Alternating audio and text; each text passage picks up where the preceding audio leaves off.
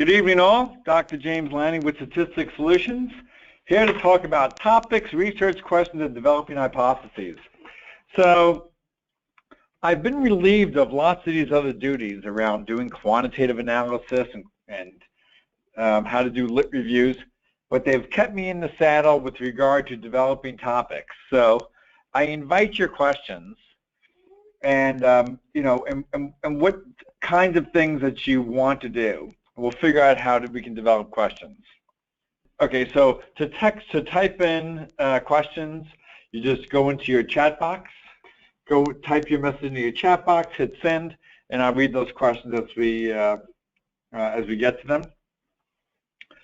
So let me just start off by saying research questions are the keystones of the whole project.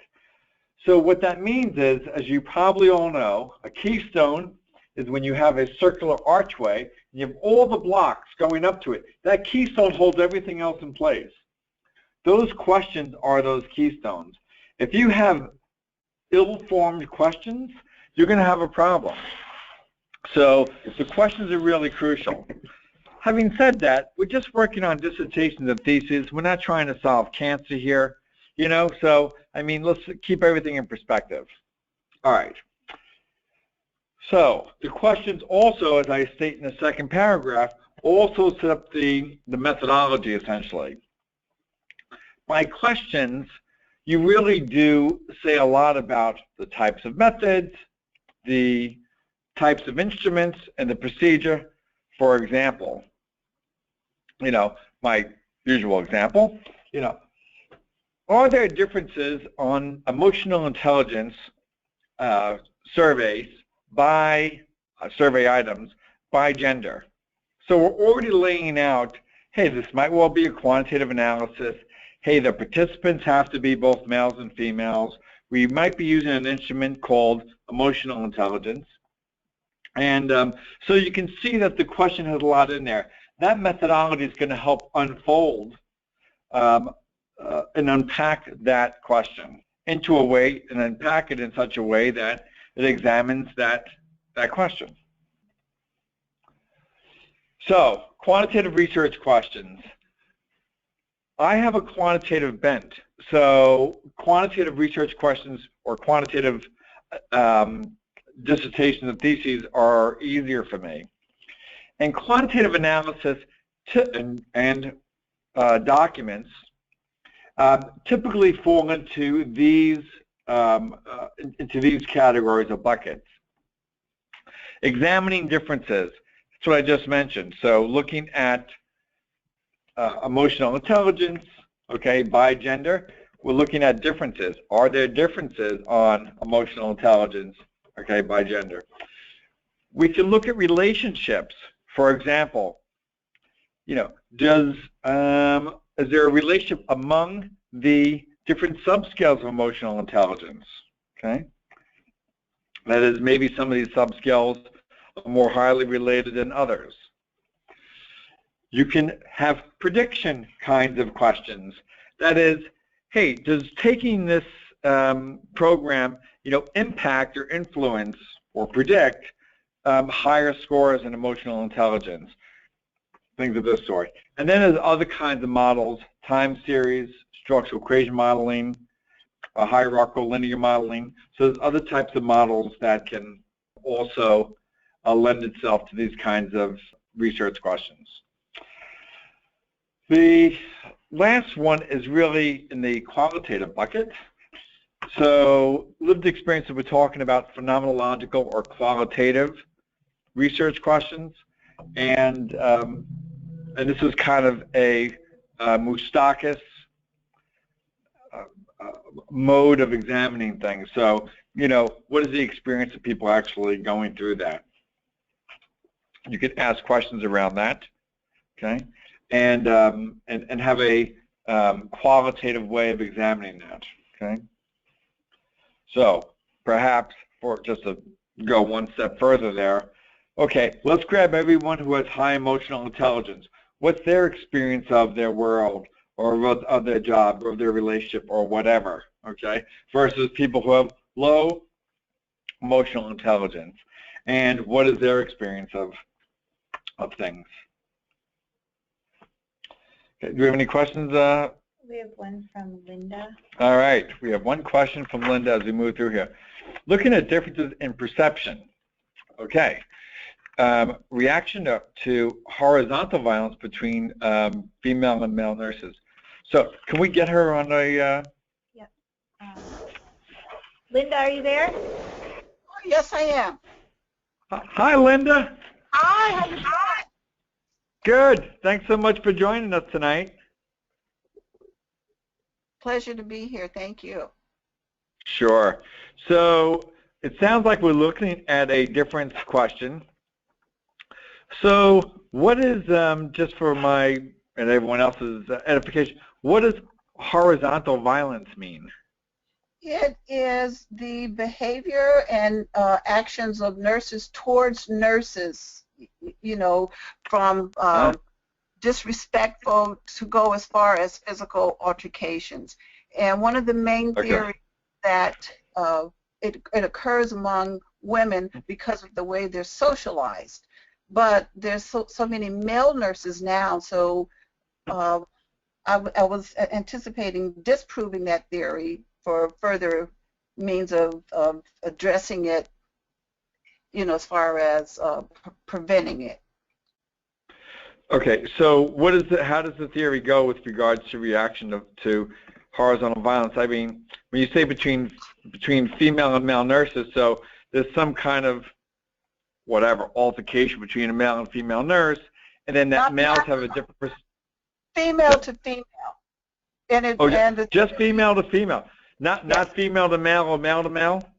Correct. It's female to female, and the theory is that because women are socialized differently and they have no power, that they act out amongst each other, and that's based on, you know, the field being mostly populated by women.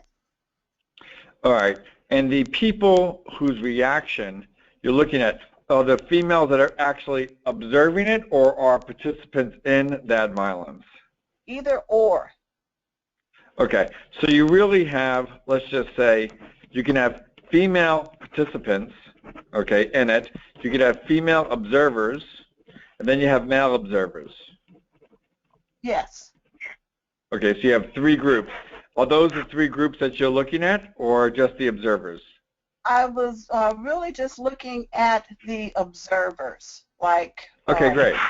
Okay, so one way to kind of work with this would be to actually have several different vignettes. Mm-hmm. Well, I would look at the literature to see how they've measured reactions with regard to this horizontal violence. And so just take another step back.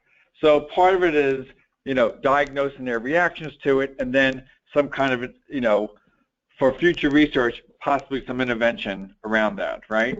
Yes, yes. Okay, so one thing to do is to just to kind of, one approach would just be, you know, have different vignettes with, let's just say, a high degree of horizontal violence or a low degree of horizontal violence, and then have males and females rate those on some set of items. Okay.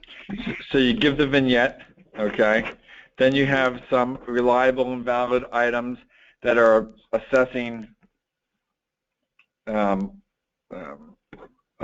assessing a reaction to that, okay, and then we can look at those, I'll say composite scores of those items, you know, by female observers and male observers. Okay, uh-huh.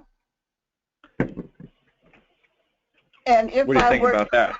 Okay, if I were to look at the incidence of them being the perpetrator, because it's really based on, the theory is based on women's socialization makes them aggressive towards one another as nurses. But now they're male nurses, so, and if they still, if the male nurses have that aggression, then that theory is pretty much disproven. Okay, so, all right, so I want to understand that better. So So how would it go? So how are you assessing the reaction to this violence? Or how did you think about assessing the reaction to the violence? Well, let me see. There are some tools that exist. I can't quote them to you right now. That it's pretty much, individual perception. I felt ashamed. I was upset. As them being a perpetrator. As a perpetrator, it just happened. It was not emotions. It was like it occurs. Yeah, but you wanted to look at female to female. How were the male observers getting in on this? Because of the nursing predominantly had been a female profession, and right. The theory was that this horizontal violence occurs because women were socialized such that it supported that. They felt less than and had no power and control, so they acted out amongst themselves, nurse to nurse.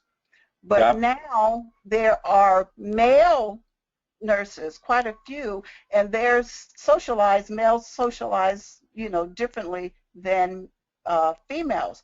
So thank God for our differences. Go ahead.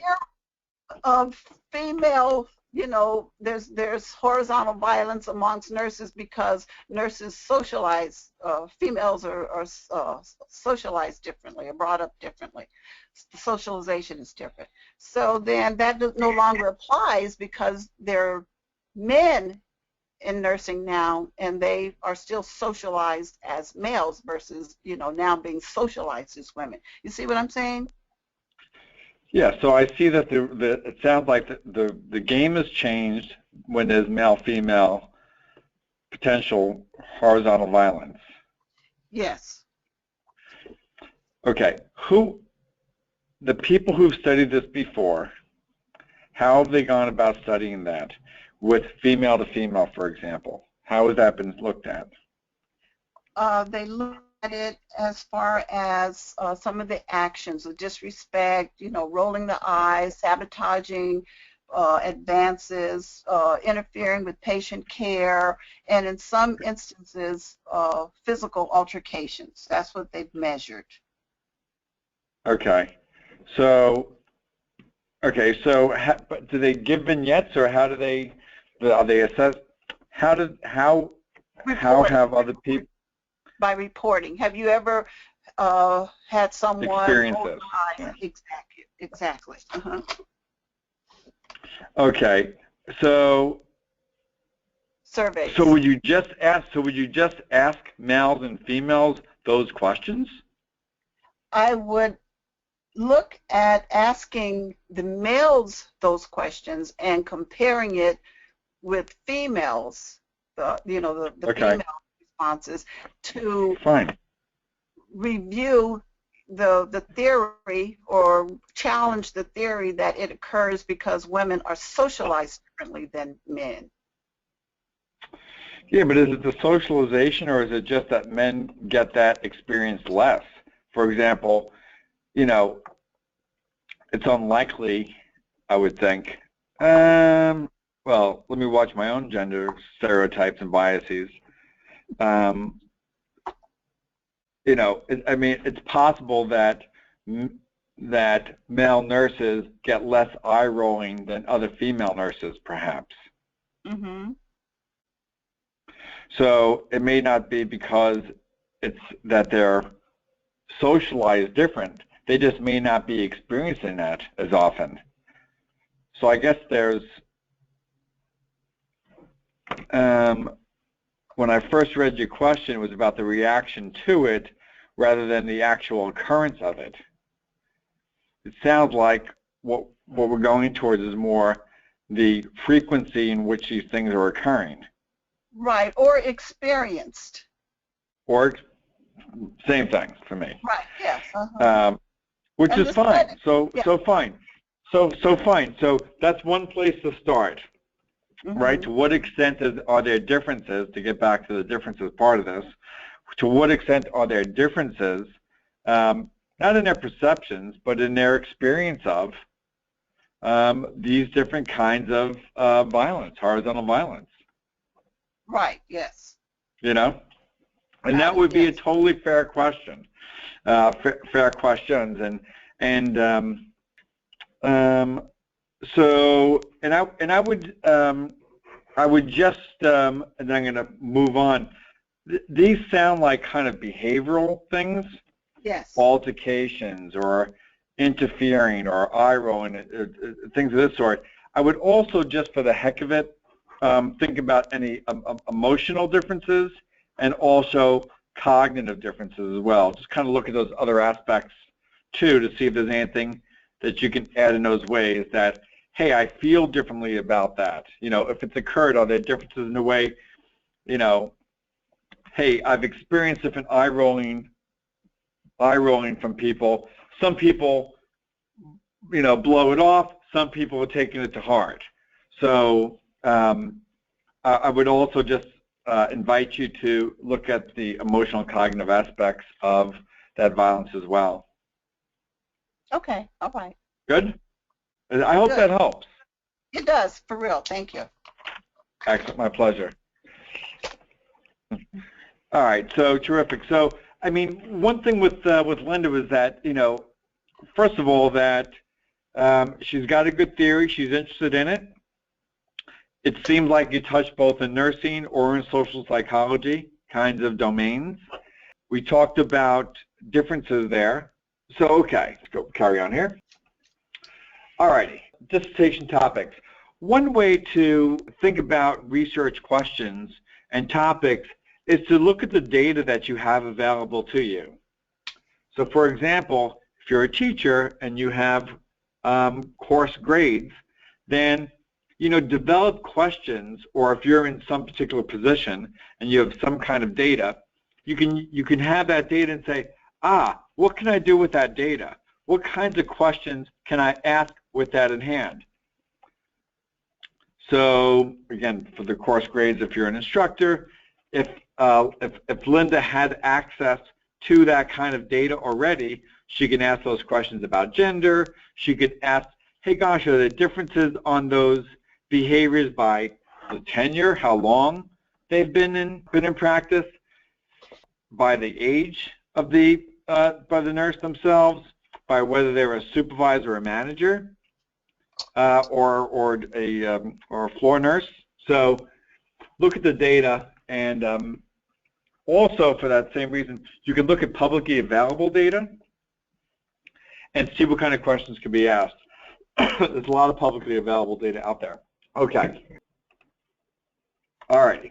With regard to topics and developing a methodology, my philosophy has been for 20 years that you should really, well, a few things.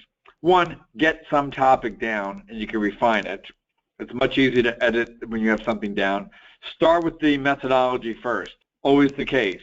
So people want to start with an introduction, then a literature review, then the methodology. Start with the methodology. Once you have a solid methodology, then you have a study. If anybody can find a lit review around different topics, but unless you have a way of assessing, developing good questions and assessing those questions, you don't have a study yet. So get something on paper is one way to kind of keep it moving. Any other questions we have going on? Okay. Okay, so let's go with Anthony. Anthony asked, my topic development is collateral consequences in the area of voting and felon disenfranchisement. Okay. Hi, Anthony. I am just beginning. So this is something good in my area. I work in adult community corrections. I'm a parole supervisor. And a couple of things intrigue me, but one of the things is because my assignment or my new responsibility is sex offenders with the registration component. Yeah. Terminate supervision successfully, we tell them to go register with the sheriff or continue to register as the law states. But we never tell them about their voting rights, ability to vote, or the lack thereof. Or the lack thereof, correct. Now, I'm not interested in whether they're Republicans or Democrats. I want to know the educational piece on where the disconnect is in regards to their participating in this, well, I'll say democratic theory or democratic process. See what I'm saying? Say more about that. There's a lot of energy and effort into, I would say, reentry services. Just doing a lot for the offenders, whether they're in prison or once they return to the community. But this area of voting, politics of it, and everything that we see in our country, it's my belief in my almost now 25 years that it's a political concern, meaning if they were voting more and if they knew some of the issues and they were able to participate in that process, I believe that the outcome, the legislative issues, the policy issues would be, developed differently, handled differently, managed differently, more so in their favor or their concerns. You see, and I don't, the rich, the powerful, I mean, whoever you want to call. I'm looking at this entity, and I go back to Florida and the Chads, and them not, if they were able to vote, they would have swung the vote, or they would have swung, the felons would have been able to swing the election. So it's almost a secondary consequence to, okay, a sex offender, you don't get to, you have to register, you don't get to vote because you've committed a felony, and then on top of that, they don't get to be in the system to actually participate to change those laws. Right. Now, in some states, in my state here in Ohio, they can vote on parole and on probation. They cannot vote if they're incarcerated or in a county facility. If they're in detention.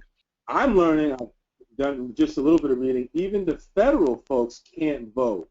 So, I'm just still digging, but this email caught my eye because it said to develop a topic. I want to kind of get an idea, how do you develop the topic, or where do you get the topic? You got an idea, and how do you turn it into a topic? Well, it's got to be doable. If it's not doable, it could be the best topic in the world, but it's not a dissertation or a thesis. It is. It's doable because there have been other dissertations, and there's book literature and journal literature, peer-reviewed journal literature. Good. So that's the start of it. The other thing is that I really encourage everyone to say, how can we just tweak what's out there, okay?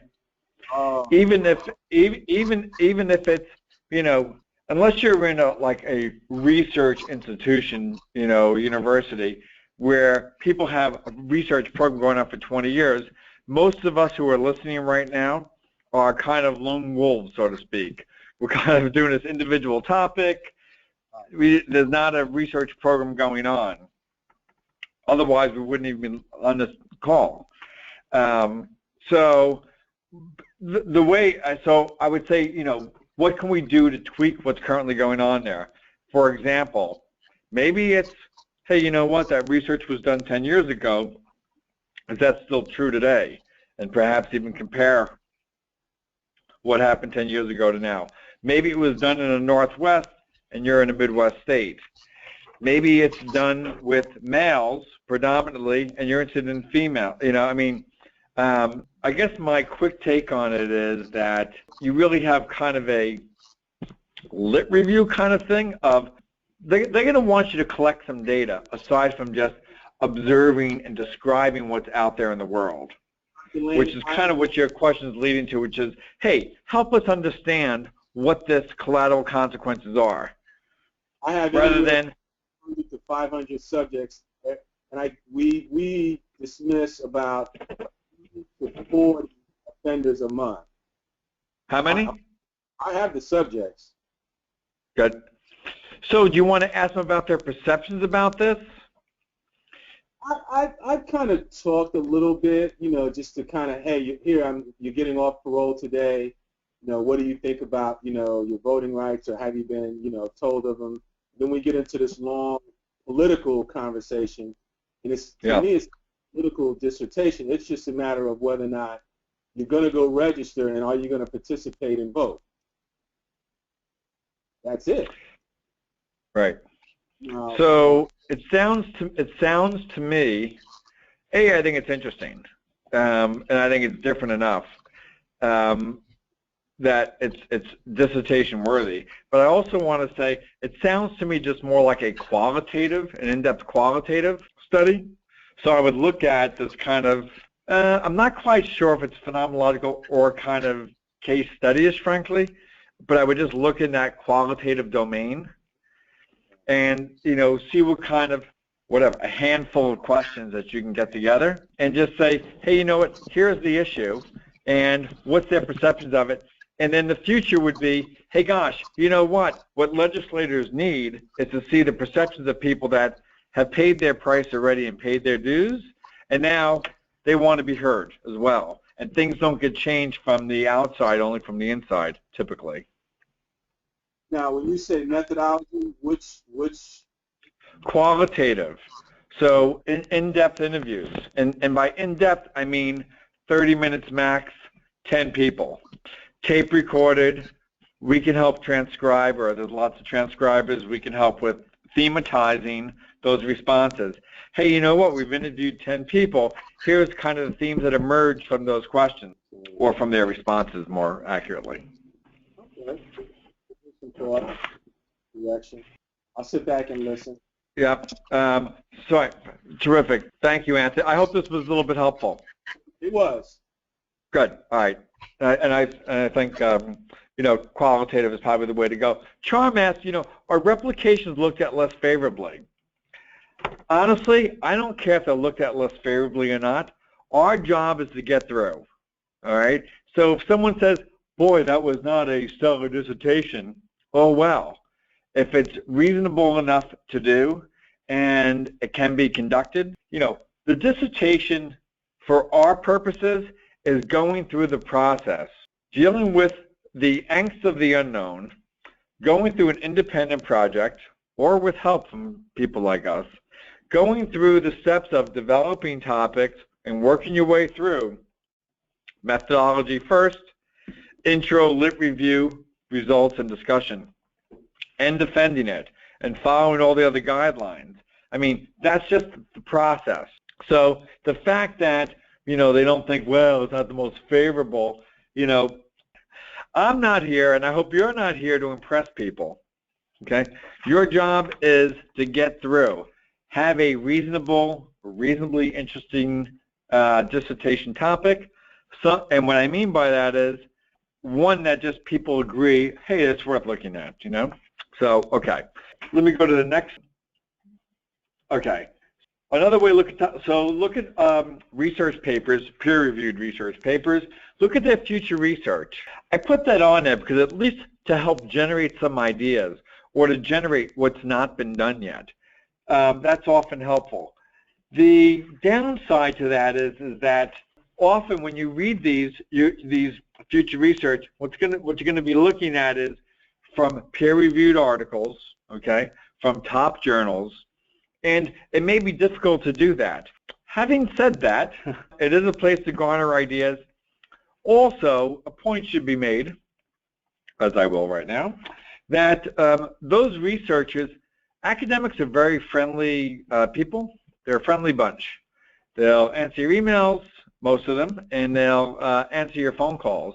So you can call them and ask about a topic. But I would say really try to get some topic together first before you kind of, bug them. But if you've read that researcher's papers and research and been, kind of immerse yourself in the area a little bit, and you have an interesting question, they'll typically respond to you and help direct you to other articles or perhaps even help you refine what's going on there. So, they'll spend a few minutes.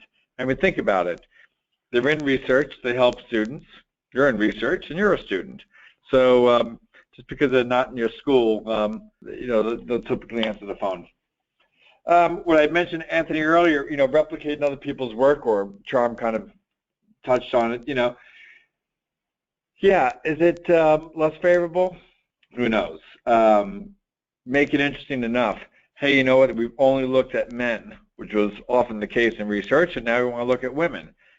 As Linda and I talked about earlier, hey, it was almost only female to female, well, now that men are in it, let's see what their reactions are.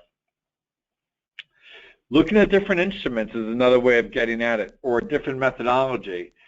You know, maybe the things that Anthony talked about in terms of the consequences are noted, but they're experienced, that is quantitatively. That is, hey, X amount of offenders don't get to vote or disenfranchised in this way, and kind of here's just the facts, rather than here's the experience of those ex-offenders. Okay, dissertation topics. This is just a place, obviously, everyone listening has some interest in some topic. They've identified some variables or some data set or some set of participants, or drilled down into some area, like I'm interested in nursing and something about, well, nursing and violence or interpersonal violence, for example. So everyone's got the vague idea of it, if not the, a very good idea. They have a general sense of it. They're not covering the whole world, just covering a sense of it. So other kinds of journals can help you hopefully narrow that down and see what's doable. My second paragraph here about speak to students of your advisor. I don't know if you get your advisor first or your topic first. It seems like they kind of commingled a bit. That topic has to be approved by your advisor. So it would behoove you to get them enrolled as soon as possible in the topic. Let me just dispel something, that the dissertation is yours, okay? Let's get that off the table. The dissertation is not yours. The dissertation is an amalgamation of you, your dissertation advisor, and your committee, because everyone's got their fingerprints on this thing, and which is fine. It's fine. Your name's on top of it, but other people's fingerprints are in there, and they're going to want that. So the sooner that you can get them involved in shaping that topic and the methodology, the better off, the easier it's going to be for you as you move on down the road. Okay. All right. So we're at the Q&A. So please go ahead and put your questions into the chat. Ayad asked, investigation of the relationship between critical thinking instruction, okay, and advanced ESL learners and gender. Great. Is this a valid topic or not, and how can I work on it to make it valid? So validity and reliability have particular connotations when we talk about research questions, particularly quantitative research questions.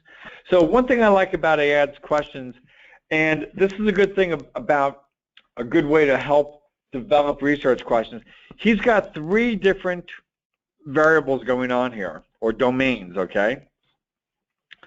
He's got critical thinking instructions, okay? He's got advanced ESL learning, I don't know if that's versus just ESL language learning that are not advanced, okay? So I'll just say ESL learning, okay? And he's got gender. Hi, Ayad. Hello, how are you? I'm sorry, I have a slow internet connection. That's fine. Well, that will my thinking's a little bit slow tonight, so it'll be perfect. We'll all catch up together. All right, so you have 3, it seems like you have 3 domains. You have gender, you have yes. critical thinking instructions, yeah, okay, and you have language learning. And language learning. Yeah. Do you have, so let's just talk about each of those. So obviously gender, we're talking about male and female. Mm-hmm. Language learning, do you have advanced learning versus people that are not ESL learning? ESL or is your sample everyone that are advanced ESL language learners?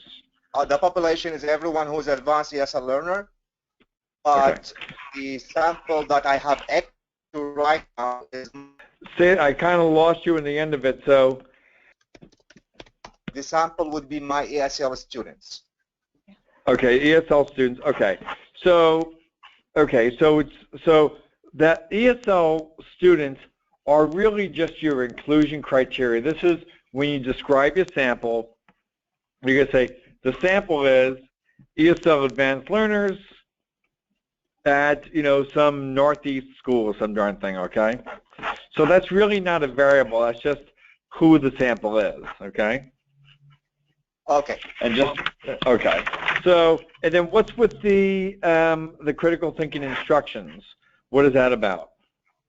Well, actually, the critical thinking instructions are the instructions used by the teacher, like encouraging collaborative work, asking some questions that promote critical thinking discussion among the students, and there is a number of resources that I'm currently using, which are considered as promoting critical thinking instructions with the students. Okay, so you're administering those instructions to everyone, right? Right. I guess the question is, so that's in your procedure, that's your intervention, these instructions. And I guess the question is, a question can be, are there differences on their test scores, for example? Given these instructions, are there differences on the test scores by gender? Well, the first thing I'm planning to do is to dividing my students into two groups. One group will be receiving critical thinking instructions, like I'm going to tell them what critical thinking is or how to think critically, leaving the other group without such instructions. This is one part of the question. I like that. So let's just talk about it in terms, so you have an experimental group and a control group. Correct, sir. Okay, go ahead. The other part of the question would be among those students who are receiving critical thinking instructions, is there a difference between males and females in the test scores? Okay, got it. Terrific. So, and I'm sorry, the outcome variable is test scores? Yes, sir. Okay, so just imagine a 2x2 box, okay? All right. And on the columns, you have males and females, and on the rows, you have treatment and control. And inside the boxes are the test scores. Okay? Exactly. So, great. So, and then, by the way, you can have test scores in several different domains. Maybe there's something around the syntax. Maybe there's something around whatever, grammar, or maybe there's some other kind of, there could be several different kinds of outcome measures inside those boxes. Correct. Previous research that I found the gap in they just investigated the role of critical thinking instructions on the speaking ability of students. So they didn't do it with the other scores like reading, writing, grammar, listening comprehension. Right. So I'm planning to do it on all other skills. Right. I would probably just add one thing to it. I think I would give everybody a quick way to do it is give everybody a test beforehand, okay, on whatever outcome measure, males and females, the whole class. Then you have the experimental group that you're giving the instructions to, and inside those boxes, just put the change scores. Okay, so see, is there a difference? Let me say that differently. Is there a change in their scores? Okay, by both group, treatment versus control, and gender, male versus female. And as you probably know, the analysis is just going to be a two-way ANOVA on that. Got it. I think it's time to put a plug in for the software too. Our software not only does two-way ANOVAs, it actually writes up all the analysis for you in narrative with APA tables and figures. That's my shameless plug for the night. But basically, you want to do a two-way ANOVA. Okay. Okay, sir. Thank you so much. Appreciate it. Ed, my pleasure. Other kinds of questions we have here? Okay. So Carol asked, when creating a qualitative interview, like Anthony, how do we know what questions to ask? Well, for sure, those questions in your semi-structured interview need to be really closely aligned with your research questions. So in Anthony's case, he's talking about being disenfranchised, parolees essentially. That was his question. So you need to have, let's just put it this way. The semi-structured interview questions, when you get those responses, it should not be a leap of faith to go from participants' responses to answering those research questions. So all let's say is those need to be certainly aligned with those research questions. So the semi-structured interview questions need to be aligned with the research questions.